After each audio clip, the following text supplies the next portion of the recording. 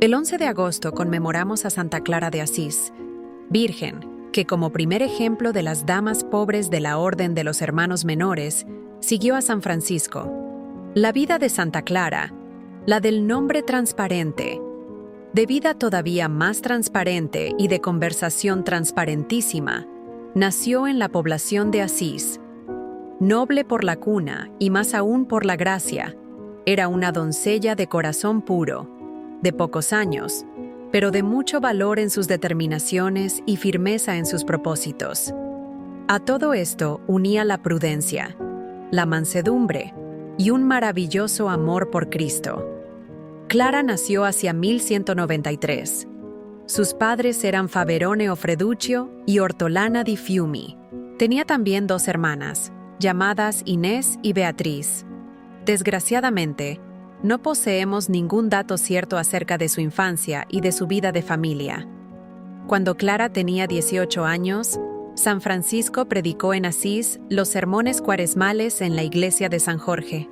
Las palabras del poverello encendieron el corazón de la joven, quien fue a pedirle, en secreto, que la ayudase a vivir según el Santo Evangelio. Francisco habló del desprecio del mundo, del amor de Dios, y la alentó en su deseo incipiente de dejarlo todo por Cristo. El Domingo de Ramos de 1212, Clara asistió a la bendición de las palmas en la catedral.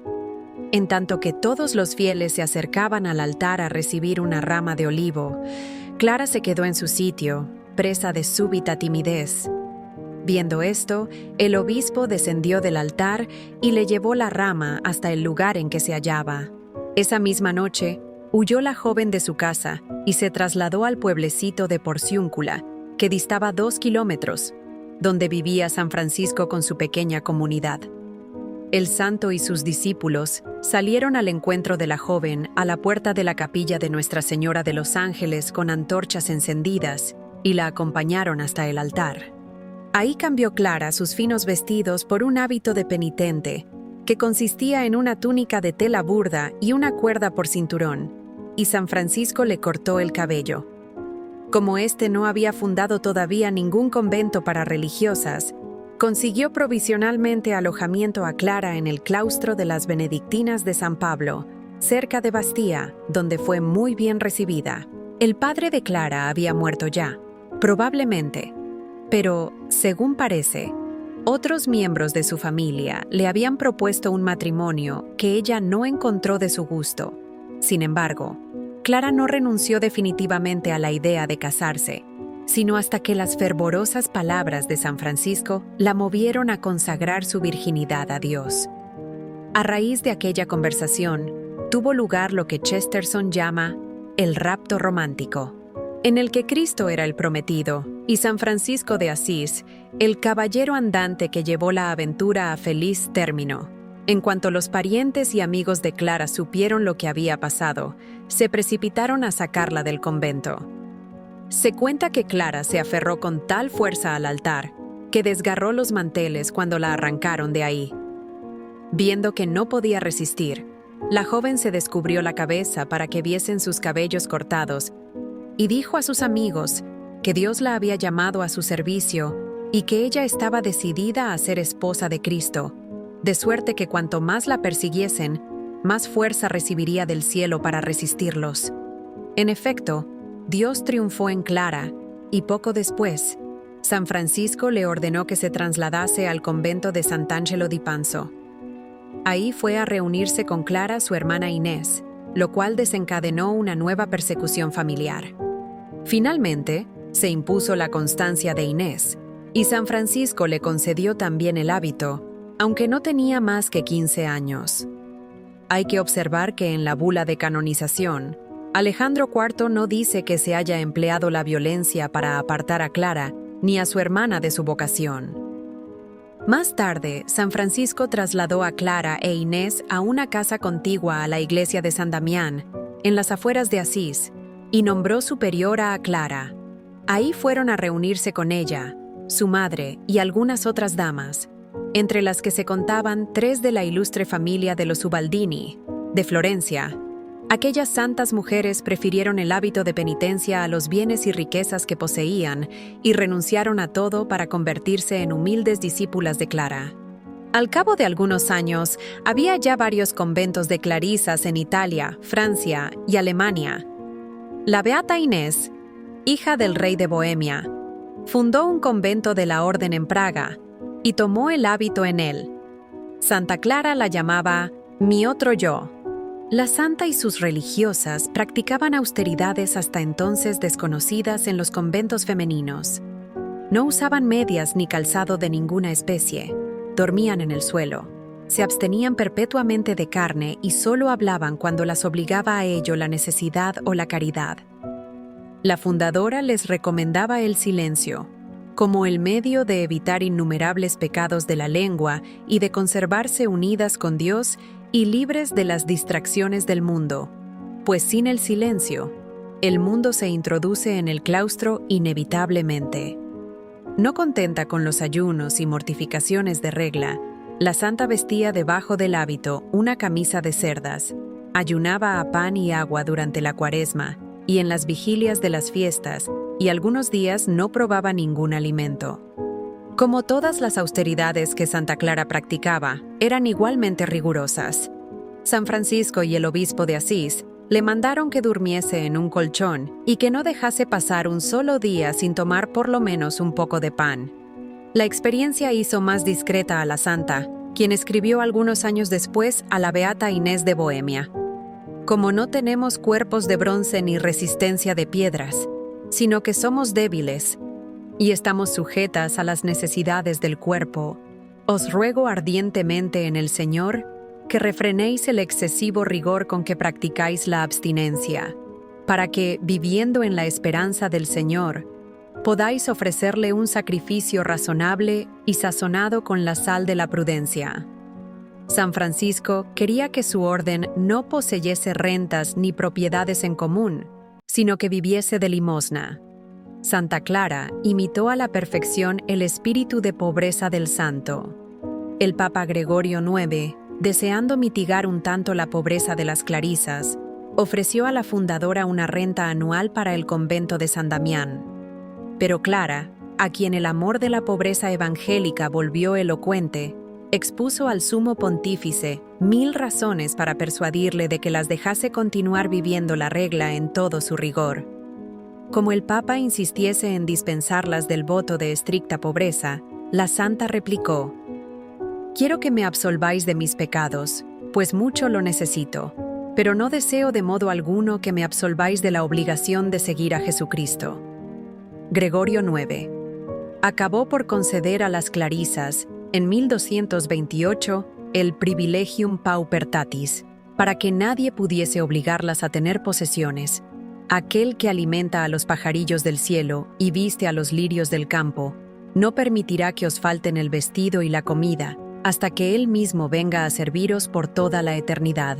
Los conventos de Perugia y Florencia recibieron el mismo privilegio, pero otros juzgaron más prudente aceptar la mitigación. Siendo cardenal, Gregorio IX había redactado la primera regla escrita de las damas pobres de San Damián. Su sucesor, Inocencio IV, publicó en 1247 una nueva versión de la regla que, en ciertos aspectos, se acercaba más a la de los franciscanos que a la de los benedictinos, pero permitía la propiedad común. Sin embargo, el Papa hizo notar que no quería imponer esa regla a las comunidades que no lo deseasen. Santa Clara era de las que no lo deseaban. Como verdadera intérprete del espíritu y la tradición franciscanos, redactó por su cuenta una regla que los refleja con fidelidad y que prohíbe expresamente toda forma de propiedad, así individual como común. Pero Inocencio IV no aprobó la regla del convento de San Damián, sino 2 días antes de la muerte de la santa. Santa Clara ejerció el cargo de abadesa, que le había confiado en 1215 San Francisco, muy contra su voluntad, durante 40 años. Pero siempre persistió en su deseo de ser la sierva de las siervas de Cristo. Así, lavaba y besaba los pies de las hermanas cuando volvían de pedir limosna. Servía a la comunidad durante las comidas y asistía personalmente a los enfermos. En cuanto San Francisco le ordenaba que fuese a alguna parte, la santa volaba allá como si tuviese alas y estaba siempre dispuesta a echarse sobre los hombros las cargas que le imponía la obediencia. «Haced de mí lo que queráis, estoy a vuestra disposición, porque he dado mi voluntad a Dios y ya no me pertenece». En tanto que sus hermanas dormían, Santa Clara velaba, oraba e iba a ver si sus religiosas estaban bien cubiertas en sus lechos. Era también la primera en levantarse para tocar la campana y encender los cirios del coro. Cuando se levantaba de orar, tenía el rostro tan brillante que sus hermanas quedaban deslumbradas al mirarla, como sucedió a los israelitas cuando Moisés bajó de hablar con Dios, y sus palabras eran tan fervorosas que bastaba con oír su voz para sentir avivada la devoción. La santa era extraordinariamente devota del Santísimo Sacramento. Cuando estaba enferma, pues en los últimos 27 años de su vida hubo de guardar cama con frecuencia, bordaba corporales y manteles de altar y los regalaba a todas las iglesias de Asís. Tomás de Celano refiere un hecho, probablemente verdadero, que ilustra la gran fuerza y eficacia de la oración de Santa Clara. En 1244, el emperador Federico II asoló el valle de Spoleto, porque era patrimonio de la Santa Sede. En el ejército imperial había muchos sarracenos que se lanzaron al ataque contra Asís. Como el convento de San Damián estaba fuera de las murallas, los atacantes se dirigieron primero contra él. Santa Clara estaba muy enferma, pero ordenó a sus religiosas que la trasladasen a la parte superior del muro del convento y que se pusiese también ahí, a la vista de los enemigos, una custodia con el Santísimo Sacramento. La santa se postró ante la custodia y oró de esta manera: «Señor, vas a permitir que tus hijas indefensas, a las que has nutrido con tu amor, caigan en manos de las fieras. Te pido, Dios mío, que protejas a estas hijas tuyas que yo no puedo proteger». Entonces, oyó una voz semejante a la de un niño, que le decía: «Yo las protegeré siempre». Enseguida, Clara oró por la ciudad de Asís, y de nuevo oyó la voz que la tranquilizaba. La santa se volvió entonces hacia las religiosas, que temblaban de miedo, y les dijo: «No temáis, hijitas, tened confianza en Jesús». En ese mismo instante, el terror se apoderó de los enemigos y huyeron con tal precipitación que algunos se hicieron daño entre sí, sin que los defensores de la ciudad hubiesen empleado las armas. Poco después, otro general de Federico II puso sitio a Asís. Santa Clara dijo a sus hijas que, puesto que vivían de las limosnas de la ciudad, estaban obligadas a hacer por ella todo lo que pudiesen. Así pues, les ordenó que se cubriesen la cabeza de ceniza y suplicasen a Cristo que librase a la ciudad. Las religiosas oraron con muchas lágrimas durante un día y una noche, hasta que Dios, en su misericordia, maltrató tanto a los asaltantes que éstos se vieron obligados a retirarse con su capitán a la cabeza, por más que éste había jurado que tomaría la ciudad. Menos crédito merece la leyenda de que Santa Clara y otra religiosa salieron un día de la clausura de San Damián y fueron a la Porciúncula para cenar con San Francisco, y que cuando los tres comían, la habitación resplandeció con una luz maravillosa. Además de que el hecho es muy poco probable en sí mismo, no lo menciona ninguna de las fuentes contemporáneas, y solo aparece hasta unos 150 años después de la muerte de la santa. Por otra parte, Tomás, de Celano, que había oído muchas veces a San Francisco exhortar a sus hermanos a ser muy discretos en su trato con las damas de San Damián, afirma categóricamente que Santa Clara jamás salió de la clausura. Desgraciadamente, tanto en vida de la santa como mucho tiempo después de su muerte, las clarisas y los frailes menores no lograron ponerse de acuerdo sobre las relaciones de sus respectivas órdenes, pues las clarisas de estricta observancia sostenían que los frailes menores estaban obligados a prestarles ayuda espiritual y material. A este respecto, Tomás de Celano cuenta un hecho que, aunque tal vez no todos los historiadores estén dispuestos a admitirlo, simboliza bien el carácter indomable de Santa Clara. En 1230, Gregorio IX prohibió que los frailes visitasen a las religiosas, sin permiso expreso suyo. La santa consideró que aquella medida no solo privaba a las clarisas de la ayuda espiritual de los hijos de San Francisco, sino que rompía también los lazos que el santo había querido que uniesen a ambas órdenes. Sin embargo, procedió a interrumpir totalmente las relaciones de su convento con el de los frailes menores, diciendo: «Puesto que el Papa nos ha privado de quienes nos dirigían espiritualmente, que nos quite también la ayuda material que nos proporcionan». El sentido de justicia de la santa le impedía aprovechar la ayuda material, sin aceptar la ayuda espiritual. Santa Clara soportó con sublime paciencia los largos años de enfermedad que Dios le mandó. En 1235, la santa entró en una larga agonía. Inocencio IV fue a visitarla 2 veces y le dio la absolución, diciendo: «Pluguiese a Dios que yo tuviese tan poca necesidad de absolución como vos». Santa Clara no pudo probar alimento en los últimos 17 días de su enfermedad. En ese amargo período de agonía, fue creciendo más y más la fe y devoción del pueblo. Todos los días había prelados y cardenales que iban a ver a Clara, pues todos estaban convencidos de que se trataba de una gran santa.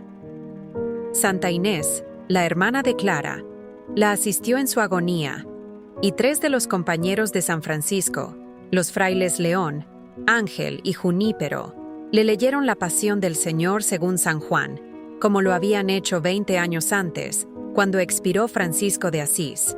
En una ocasión en que el hermano Reginaldo exhortó a la santa a la paciencia, ésta replicó: «Querido hermano, desde que me fue dado conocer la gracia de nuestro Señor Jesucristo, gracias a la intervención de su siervo Francisco, la enfermedad y el dolor no me han hecho jamás mella alguna».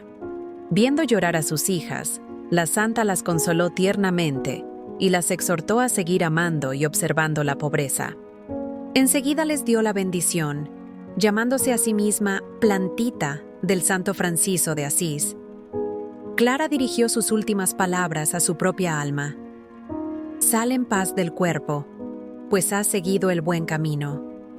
No tengas miedo, porque tu Creador te ha santificado y protegido siempre, y te ama como una madre.